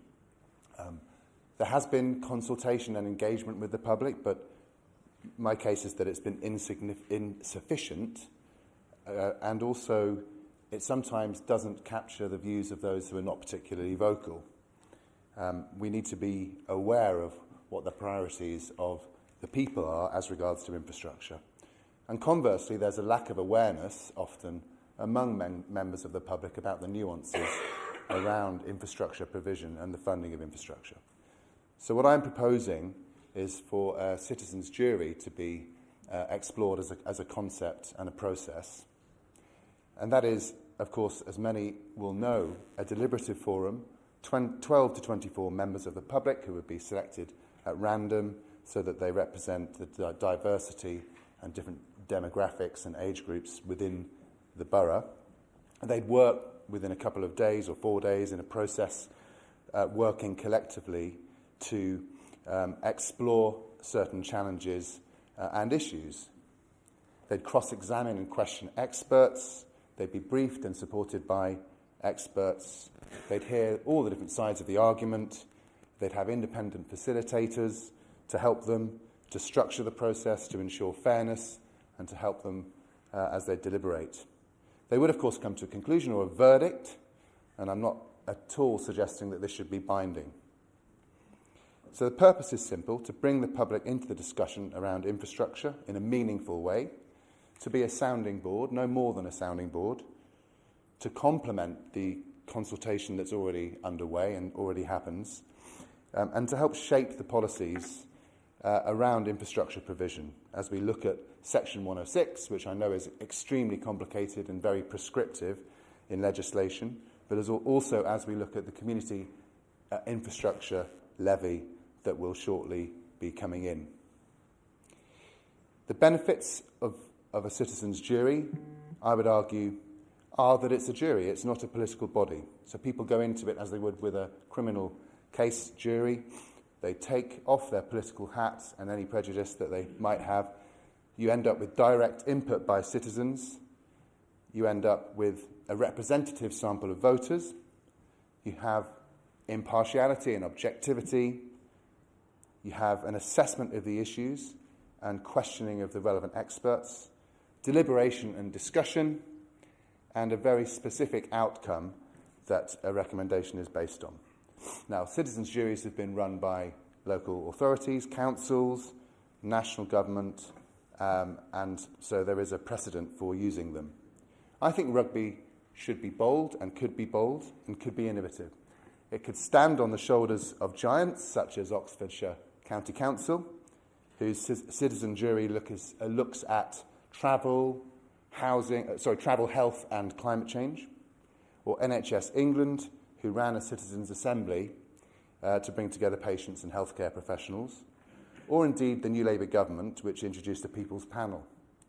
Now, for me, this is, as I've already said, not about replacing existing consultation. It's about showing that rugby wants to be innovative in the way that it engages with the public, brings voices to the table to help members of the public help shape our priorities as a council. And infrastructure is a really important issue for people. They feel that there hasn't been enough investment, and we need to know what their priorities are. And I'm very acutely aware that this will have resource implications, and I'm keen to discuss that with officers. It wouldn't necessarily be an imminent process, but I think it's one that we should give consideration to and bring forward. And I hope that you'll support this motion. Thank you.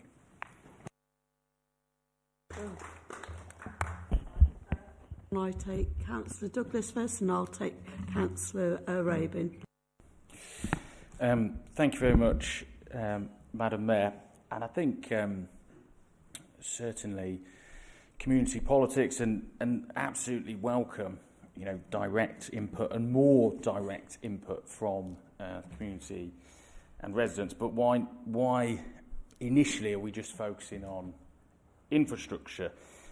I think the principle behind the motion is massively important, but hugely ambitious. We've just simply talked about scrutiny and how scrutiny pretty much is dying on its feet. So surely, before we get to a citizen's jury, we should be looking at more basic levels of engagement with residents and the community. Scrutiny used to have an open forum in the Ben Hall where members of the public could turn up. We sat around at different tables, we engaged with residents, we had the flip charts out, and we asked them what were their priorities. We may have only got 5 to 10 residents turn up, but it was a start, and we should have built on that, and we should have promoted it more, and invited, and built on it. But we didn't. We decided not to, and I think many years ago I probably harangued whoever was in charge at that point about that. Councillor Roodhouse is nodding. Why don't we take the council on the road? Let's go to all the village halls, community centres, colleges. Let's go out there and set up a load of tables and do the council meetings there. Lib Dems previously have put forward motions for participatory budgets to try and engage on that point. And another thing I've talked about over the years is our press and social media doesn't promote what's happening on the council's agenda. It doesn't say, tonight we've got a motion on this issue, tonight this council is speaking on that. It can't just simply be an arm, a press office can't just simply be an arm of whoever's in charge of this council. Social media is free. We should be doing more to harness that. And fundamentally, for me, we've just talked about scrutiny. The only measurement of the success for scrutiny for me is how many members of the public and outside bodies have we invited in and talked to them about the issues, got them in and got them round the table. We used to do it.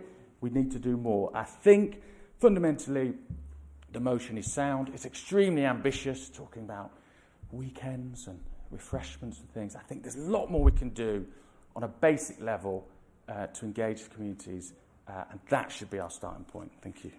Thank you. Councillor Raven. Thank you, Mayor.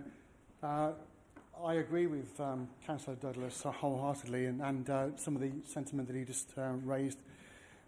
We always need to encourage interest in our local democracy. And in fact, constantly seeing an empty public gallery in meetings like this and planning committees, etc., is a constant frustration for me as a communications professional. And it's in that guise that I'm talking now, because we have, as Councillor Douglas has alluded to, an established extensive network of neighbourhood forums and community groups in Rugby, all of which can be engaged without the need to develop a new channel. A past local government association case study, and in fact more than one case study, looked at people's panels and such like, and identified significant issues with recruitment leading to imbalances in representation and participation fatigue. Ultimately, that does happen. It is a concern. In my professional experience, panels with general purpose lead to lack of focus. I've seen past examples of similar forums used for consultation rather than making genuine decisions, and this has served to undermine their importance, unfortunately. There are better, more inclusive ways of inspiring interest in our local democracy, and Councillor Douglas has alluded to those. With respect, Councillor Slinger, there are better ways. I feel that this proposal requires much greater thought before presenting it back to Chamber, so I won't be voting to accept it. And with respect, I'd go as far to say that it appears to be a personal tick box and a personal agenda tick box from yourself. But I wholeheartedly support the principle. Thank you, Matt. Thank you. Hang on, I've got a few people before all the rest of you. So I've got Councillor Mystery, then I've got Councillor Moran, then I've got Councillor Willis, and I've got Councillor Roodhouse. Did I miss anybody? No, good. Oh, sorry. Councillor. Thank you, Madam Mayor. Looks like we're all on the same page. I think, I think it's taken my glory away. We just discussed this up morning with the, chief officer and we just talked about the workshop, and the principle of resurrecting some from either it's a members' workshop or public and members, whatever needs to be done. And I think Councillor Singer has just, put a stake in the ground that we're all going in the same direction. I think it's not expecting a big thing tonight that we start tomorrow, but at least we start a process and through scrutiny program and getting the jury, which is the public that we should be involving in that direction. Okay, Madam Mayor, thank you. Councillor Moran. Madam Mayor, thank you. I'm just going to take this opportunity to try and thread a couple of things together. As Councillor Douglas correctly said, I think we should try and do whatever initiative we can to get better engagement. I would certainly hope proposals of the nature described by Councillor Douglas in this chamber would meet with much greater success. I also want to reiterate the focus of Labour is to work absolutely collaboratively where we focus on deliverables and actions with the residents and businesses in Rugby, where we won't contribute, to go back to the comment earlier regarding economic development policy workshop. That's the agenda for the administration. We will be the opposition and will have alternative policies, but on deliverables and engaging with the local community, we are fully supportive. Thank you. Thank you. Councillor Roothouse. Thank you, Madam Mayor. I thought you were going around that way. Anyway, no worry. I just want to go back to the beginning of the agenda, really. We adopted the corporate delivery strategy within there and draw members' attentions to 4.2b within that agenda, which was a Liberal Democrat amendment which was brought forward. And it says the design and production of an annual resident survey, that was already there. But it was to bring forward proposals as to how we can better engage with residents using such examples as citizens, juries and forums. And that's in there, it's in the delivery strategy to be done. And therefore, we won't be supporting the motion, but actually we got this into the delivery strategy, and it's something now that we as a council need to get behind and make sure that everybody delivers on 4.2b. Councillor Robbins and Willis will be next. Yes, thank you, Madam Mayor, and thank you, Jerry, because that is exactly what we need to be doing. I've been here long enough, as I've said before, to know that we have gone out to the public in the past. I can remember going to various venues, to village halls, in the early days of cabinet and scrutiny, the way we run now, before we had the chairman situation where we had committees and chairs.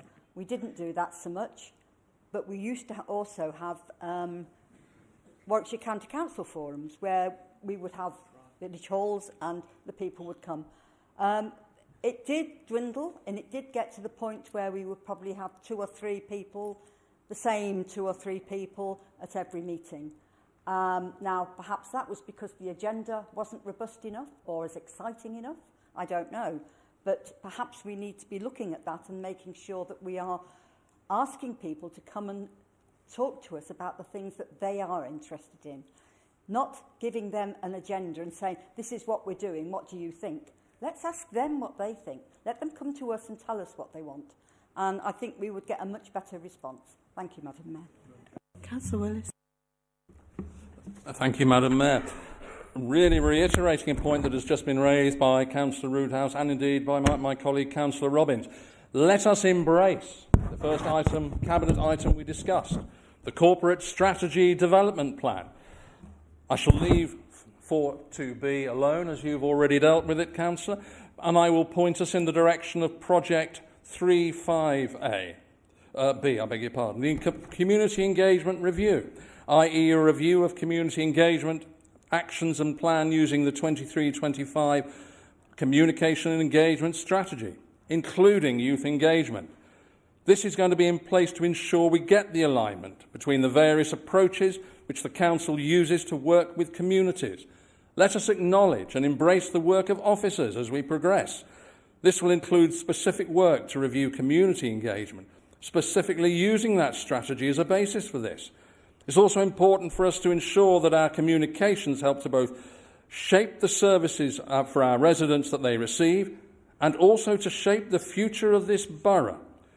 Therefore, this project will seek to enhance the engagement with all communications across the borough. Let us move forward through the plan to 4.2, Communities and Resident Engagement, Project 4.2a, the Communications and Engagement Strategy, i.e. the production and adoption of a communication and engagement strategy for the Council. And this is currently in production. It's there for the adoption and will drive our community engagement review. And the actions attached to this strategy will include advocating and accelerating engagement with our seldom heard communities and furthering broad representation of the demographics of the borough in our community engagement. Let us understand, for example, The success of the Stratford District Council Citizen Panel, which is made up of around 1,000 residents, and how that forms part of developing this council's action plan. Furthermore, and as you are all already aware, a Young People in the Borough Task and Finish group has already been formed, and a one-page strategy adopted to ensure the young people in Rugby are informed, engaged, included and involved in the decisions which affect them directly. The outcomes of this piece of work are defined as the council will know the best methods to be able to engage with the young people in Rugby. And we've already heard examples from Councillor Douglas, Councillor Robbins, and indeed Councillor Roothouse, and indeed your good self, Councillor Singer. The council will have reliant insight into what young people would like to have been engaged with previously, but have not felt empowered or engaged to do so. And finally, the council will have relevant insight into what issues are a priority for young people in Rugby. This work is already underway. Please, let us not reinvent the wheel. Thank you, Madam Mayor. Councillor Brown. Thank you, Madam Mayor. It's been said, really, what I was going to say. People have said what the erudite points I was going to make. It's always a problem when you're last in a queue, isn't it? But never mind. I just want to point out, right, there is nothing wrong with ambition. This is a really ambitious proposal. It's more than taking what we do out on a road show. It's more than sitting in a village hall with a flip chart and 4 people.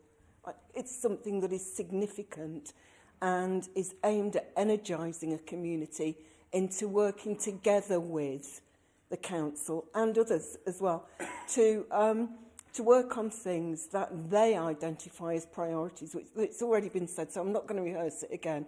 But there is this thing about the difference between something that's fairly basic, and I don't mean to sound too pejorative about it, but a road show and a meeting every month to talk about X, Y and Z, or for a year or whatever, is not going to cut it. This is something very different. It has status. I'd expect to see people alive and enthused by the opportunity to be on it. And there is the accountabilities there as well, which I think is really important. Thank you.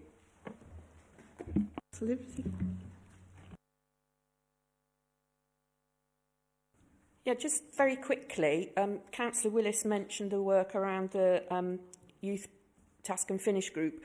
One of the things I think should be used there is a technique called co-production, where you actually have service users engaged as equals with officers and other stakeholders who will co-design, co-deliver, co-assess and co-commission services. And this is a technique which is often used in social care, both adults and children, and in the delivery of special educational needs and disabilities work. But it's equally useful in other areas, and it tends to produce better services which are more efficient and better received by the users themselves.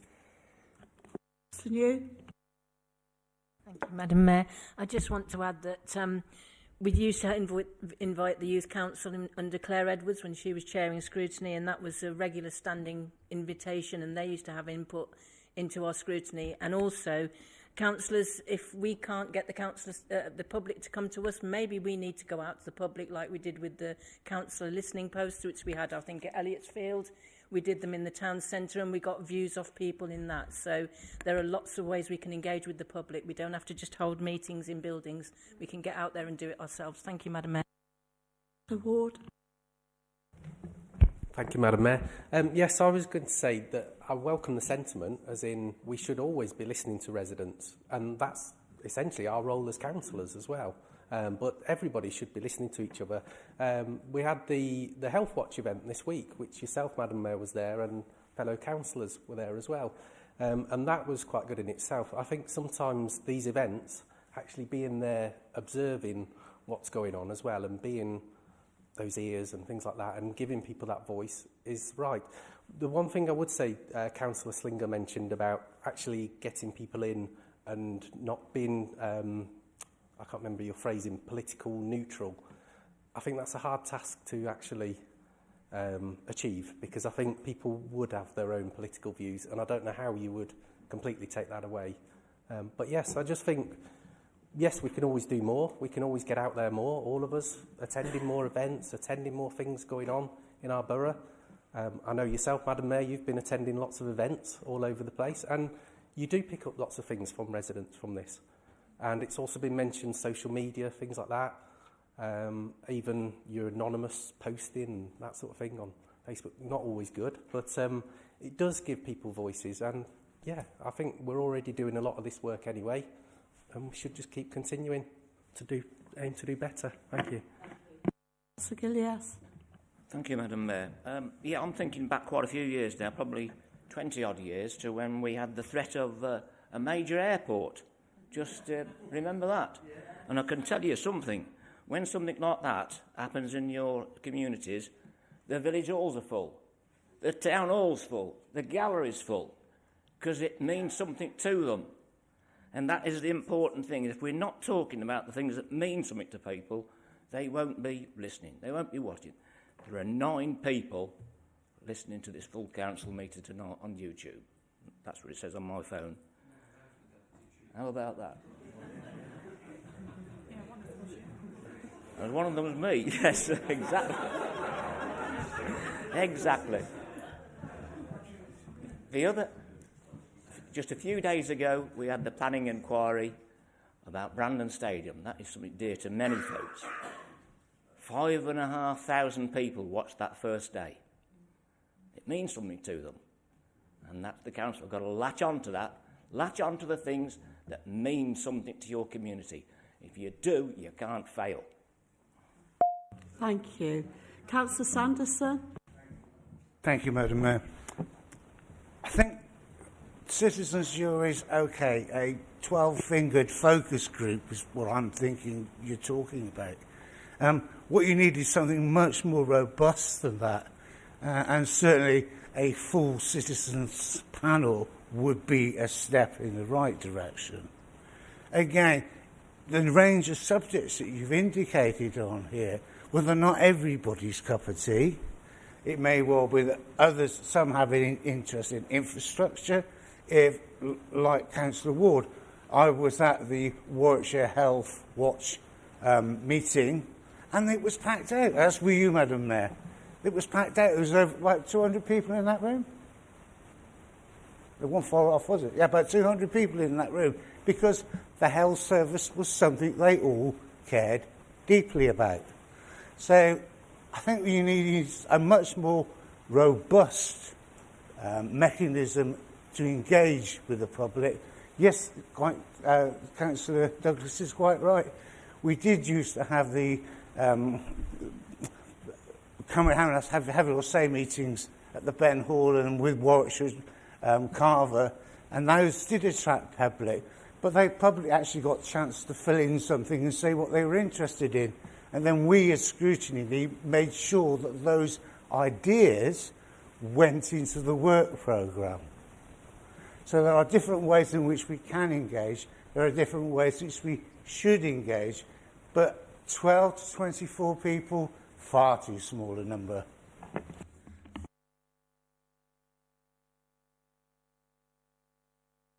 Just looking at a light that had appeared. Right, Councillor Picker.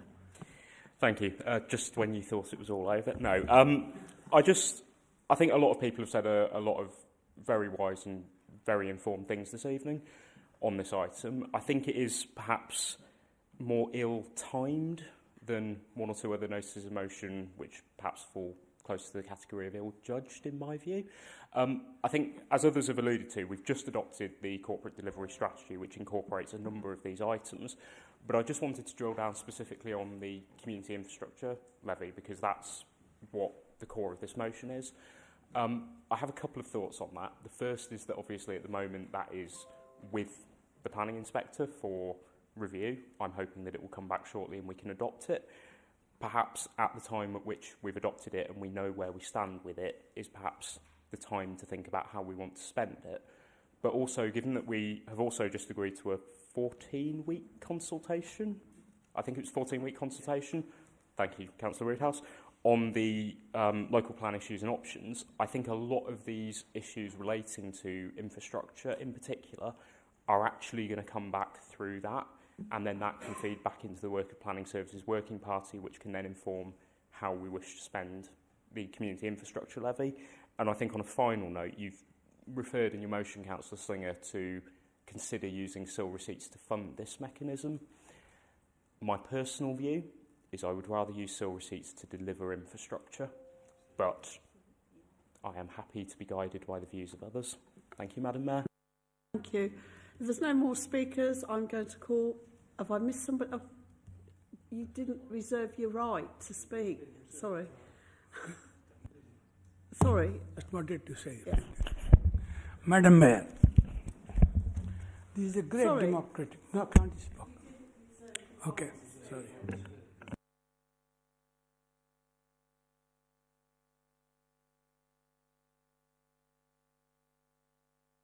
Singer, would you like to reply, please?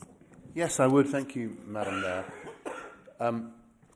Councillor Gillias referred to the YouTube viewership, and I'm rather disappointed in that sad number of 9, although I welcome greatly those 9 to watch our debate. I would have hoped that the number would have gone up, frankly, during the answers and during the debate, because the contributions were really positive on the whole, I felt. It's clear, my motion has clearly stirred people to speak about the importance that we all agree on of reaching out to the community and understanding what their priorities are, the people's priorities, what their views are, what they're worried about, what they're concerned about. So I think, you know, my motion is not in conflict with that, it's complementary to it. So Councillor Douglas, for example, spoke eloquently and passionately in his usual manner about various mechanisms of consultation and engagement. I wholeheartedly agree, as did Councillor Robbins. There should be village hall meetings and other consultations, and there have been.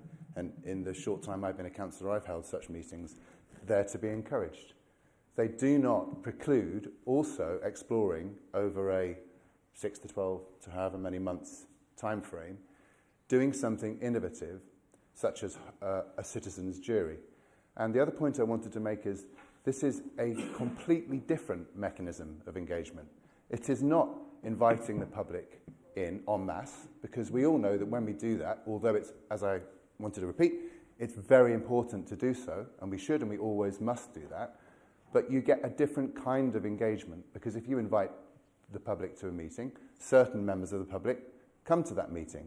A lot of members of the public do not come to that meeting.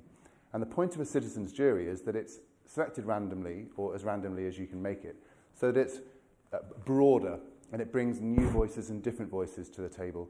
And regarding Councillor Willis, it was interesting that you were attacking or arguing against my suggestion of an innovative policy by referring back to an innovative policy that I brought to this council, which went to scrutiny, youth engagement.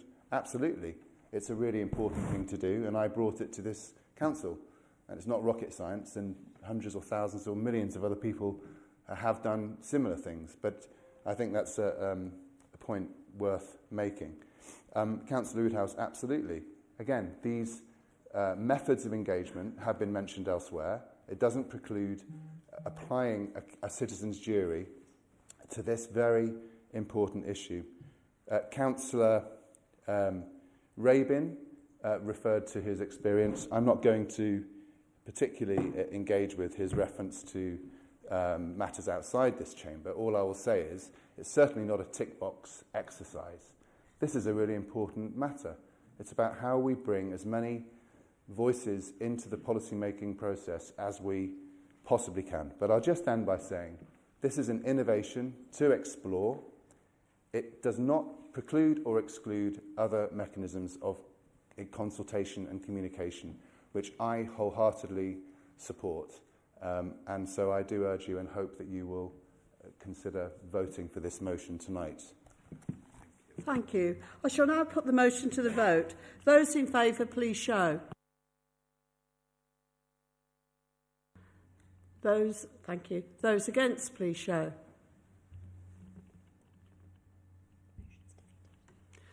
The motion's defeated. Thank you.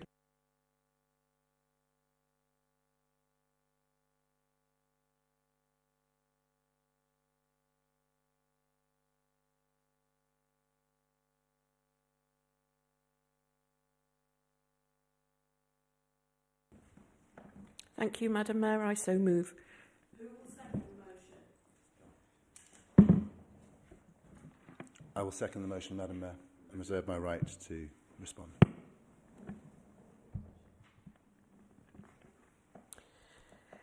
So the State of Nature report, which was published in September this year, shows that 1,500 species are at risk of extinction in the UK. That's across the whole plant and animal kingdom. And the challenges that are faced by those species, I don't think will surprise anybody in this chamber, but it's lack of food, lack of habitat, the impact of climate change and pollution. The national government has recently rowed back from a lot of commitments, including reducing targets towards net zero, trying to absolve developers from their nutrient neutrality obligations, but I did read this week that that potentially has now been shelved, and also delaying the introduction of biodiversity net gain. And while biodiversity net gain is a step in the right direction, there are problems with it. I believe it's essential that we as councillors understand what those issues are, which is why I'm asking for a member conversation on that very topic. Once biodiversity net gain is in force, whenever that might be, Rugby could still end up as an even more nature-depleted borough. And that would be through the built-in get-out clauses that are in the legislation. So this is why this motion asks this council to recommit itself to the high standards it already observes around nature conservation and in new developments. The State of Nature report recognises the vital and positive effects community action can have on saving nature, but it also recognises that urgent and widespread action is needed to halt and reverse the biodiversity loss we face. And I really would urge people to vote for this motion because this council must not lose sight of its role in that. Any more speakers? Thank you. Sorry. Thank you, Madam Mayor. Since declaring a climate emergency in 2019, this council continues to demonstrate its commitment to nature and expectation of high standards of environmental implications within all development across the borough. This includes the recently proposed Corporate Strategy Delivery Plan.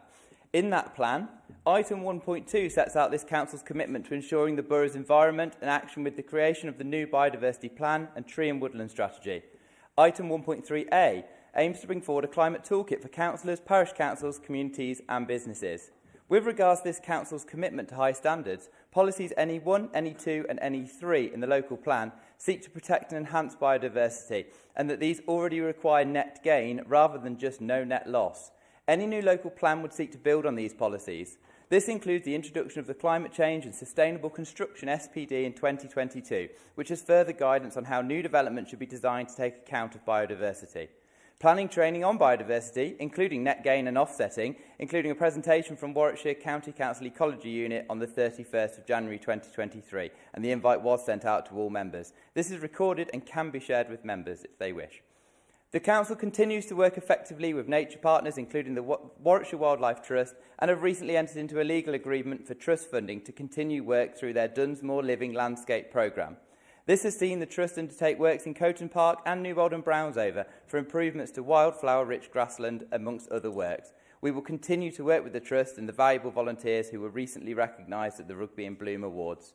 The Council's climate change strategy on paragraph 3.5 further sets out that we will maximise opportunities for using the planning system to facilitate benefits to the natural environment, including a commitment to revisiting local planning policies with a view to maximising opportunities for green space and nature's recovery through clarifying green space requirements for development in the local plan, for example, through a development plan document, ensuring that our planning policy set developments and land use standards that reduce carbon and increase sustainability, and working with local partners to set ambitious targets relating to biodiversity net gain. For those reasons, I won't be supporting this notice of motion tonight. Any more speakers? Thank you, Madam Mayor. I just wanted to take the opportunity just to kind of to reiterate the desire to have a lot of substantive clarity discussed in this chamber. And as we're going forward now, we've taken on board the amendment, and thank you for that, in relation to the local plan. One of those items does seek for officers to go around the country seeking best practice, looking at the best examples of pragmatic, environmentally positive schemes across the UK. So with that in mind, it would be great to understand from the Conservative administration their commitment to that net zero agenda, because I'm conscious sometimes listening to national political debate, there can be confusing signals from the Conservative Party. On this side of the chamber, from the Labour perspective, we will absolutely commit to deliver the very best standards we can in real terms for rugby, conscious of what Councillor Daly said in relation to the local plan. That may or may not be a number of years away. So we've got a window there where we can work together for the best of rugby. Councillor Woodhouse. Thank you, Madam Mayor. Just when we thought it was all over again. No, the particular motion here, there's flaws, isn't there, one way or the other, but it talks about reaffirming commitment, and we as a group don't have a problem with that. Quite clearly it's an important subject, and we'll be supporting it. And that, a member conversation doesn't hurt anybody, does it really, to keep everybody up to speed around this subject. I recognise all the work and all, corporate delivery, you don't have to talk to me about that. It's quite a few hours. Other documents, amendments, don't have to talk to me about that. Part of my life disappeared last week over this. But this particular subject, I think it's important in the sense that we actually do reaffirm as a local authority what our position about this is, and that's why the motion is, like I say, we're quite happy to support it, Madam Mayor. If there's no more speakers, I'll call on Councillor Leslie to reply. Sorry. Well, I'd like to say to Councillor Daly, I'm really disappointed that you don't want to support it. And I'd like to say to Councillor Woodhouse that I'm really glad that you will support it.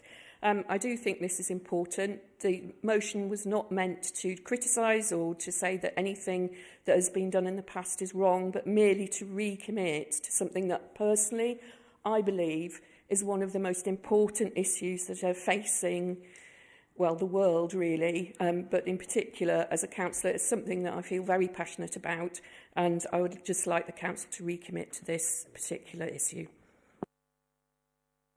So we'll move to the vote. Those in favour of the notice of motion, please show.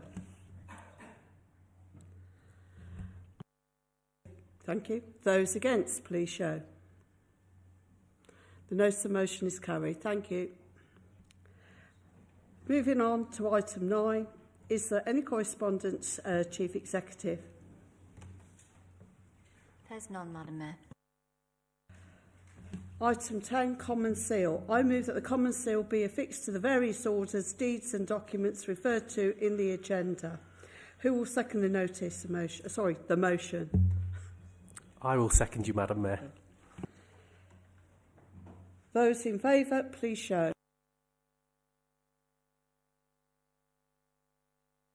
That's carried unanimously. The motion is carried.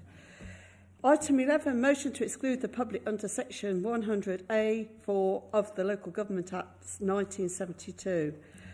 Under the section 100A4 of the Local Government Act 1972, the public will be excluded from the meeting for the following items on the grounds that it involves the likely disclosure of information defined in paragraphs 2 and 3 of Schedule 12A and of the Act. I so move. Who seconds me? I second you, Madam Mayor. Those in favour, please show. Thank you. That's carried. That concludes the public part of the meeting. Can I ask that the IT switched off, please. Thank you.